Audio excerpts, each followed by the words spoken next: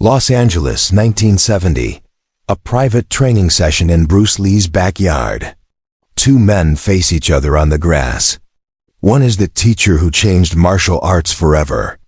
The other is his most dangerous student, a full-contact karate champion who just told a magazine that he could beat Bruce Lee in a real fight. What happens in the next 20 minutes will end their friendship forever. This is the story of the day Joe Louis learned why you never disrespect your master. 1968. Joe Louis is already a legend. United States karate champion. Full-contact fighter. 6 feet tall, 200 pounds of solid muscle. He's fought in dozens of tournaments, won almost all of them. He's powerful, aggressive, relentless. But he wants something more. He wants to be faster, smarter, more efficient. So he seeks out Bruce Lee. Bruce is not yet famous. He's still doing the Green Hornet TV show, teaching martial arts privately. But fighters know about him. They know he's different. Joe approaches Bruce after a demonstration in Long Beach. "I want you to train me," Joe says. Bruce looks at him, studies him. "You're strong. You're experienced. But you fight like everyone else. If you train with me, you start over. You forget everything. Can you do that?" Joe nods. "I can do that." For the next 2 years, Bruce transforms Joe. He teaches him Jeet Kune Do principles. Economy of motion. Intercepting attacks before they develop. Fighting from the lead side. Joe absorbs everything. He combines Bruce's techniques with his karate background and becomes even more dominant in tournaments. He credits Bruce publicly. "Bruce Lee made me a complete fighter," Joe tells reporters. Bruce is proud. Joe is his success story. His proof that Jeet Kune Do works at the highest level. But something changes in Joe. As he keeps winning, keeps destroying opponents in the ring, his ego grows. He starts to believe he's surpassed Bruce. After all, Joe is the one actually fighting in competitions. Joe is the one taking real hits, knocking people out. What has Bruce done lately? Bruce makes movies. Bruce does demonstrations. But Joe fights for real. Spring 1970. Joe gives an interview to Black Belt magazine. The interviewer asks, "Who would win in a real fight, you or Bruce Lee?" Joe pauses. Then he says it. "Bruce is incredibly fast and skilled. But I outweigh him by 40 pounds. In a real street fight with no rules, size and power matter. I think my strength would overwhelm his speed. I'd probably win." The magazine publishes it. Within days, everyone in the martial arts community is talking about it. Bruce reads the interview at his home in Los Angeles. Linda watches his face as he reads. She sees his jaw tighten. Bruce doesn't say anything at first. Just folds the magazine and sets it down. Then he picks up the phone. He calls Joe. "Tomorrow. My house. 2 p.m. We're going to train." Joe hears something in Bruce's voice. This isn't a normal training session. "Okay, Bruce, I'll be there."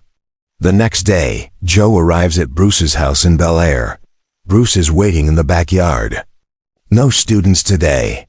Just the two of them. And Linda watching from the house, worried. Bruce is wearing his usual training clothes, black pants, no shirt. Joe is in his GI. They bow to each other. Traditional respect. Then Bruce speaks. "I read your interview. You think you can beat me because you're bigger and stronger." Joe tries to backtrack. "Bruce, I didn't mean disrespect." The interviewer asked a hypothetical question. "I just answered honestly." Bruce cuts him off. "No apologies. You said what you believe. Now let's test it. You and me. Real sparring. No holding back. I want you to try to beat me with your size and power.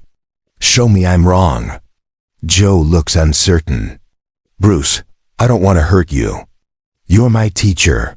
Bruce smiles, but there's no warmth in it. Don't worry about hurting me.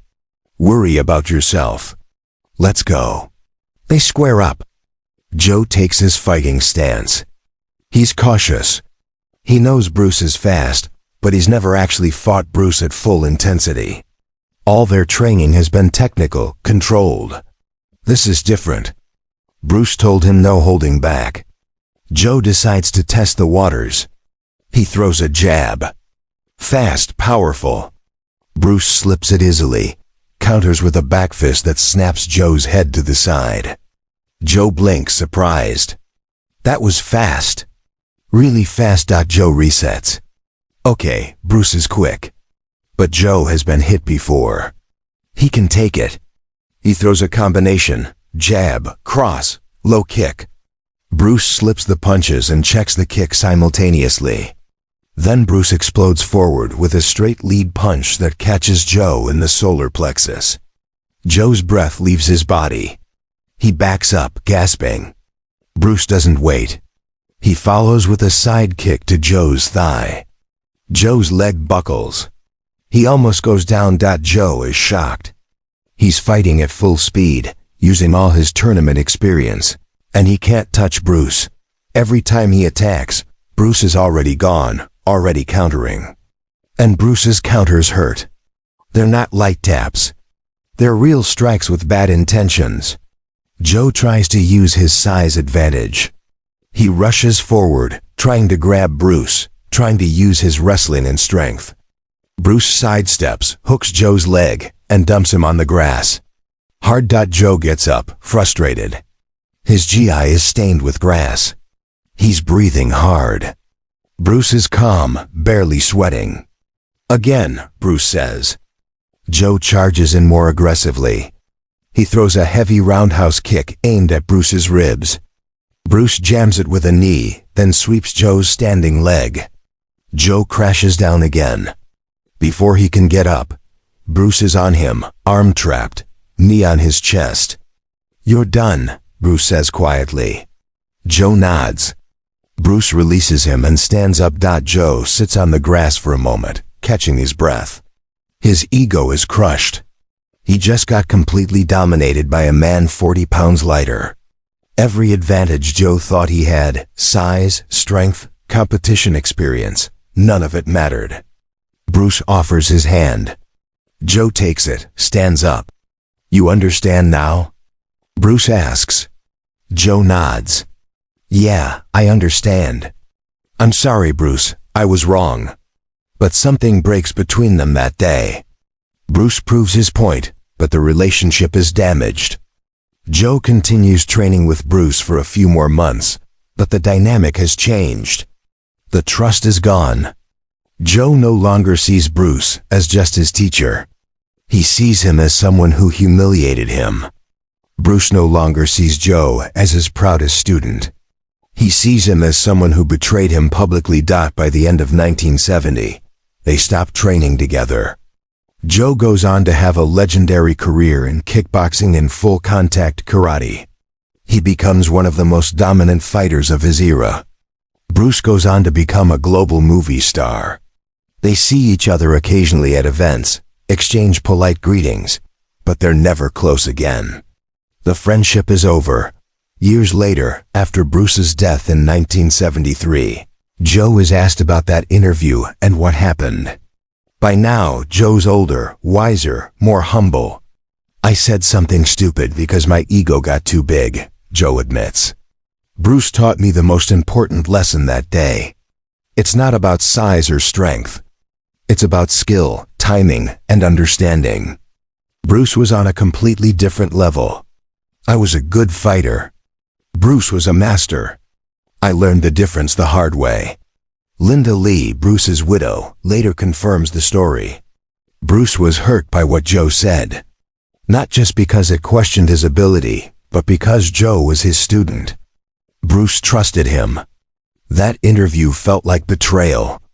Bruce needed to address it, not just for his reputation, but for the principle. He never wanted to humiliate Joe, but he had to make the point clear. The incident becomes a cautionary tale in martial arts circles. No matter how good you become, No matter how many fights you win, never underestimate your teacher. Never let ego cloud your judgment. Joe Louis learned that lesson on a sunny afternoon in Bruce Lee's backyard. He never forgot it.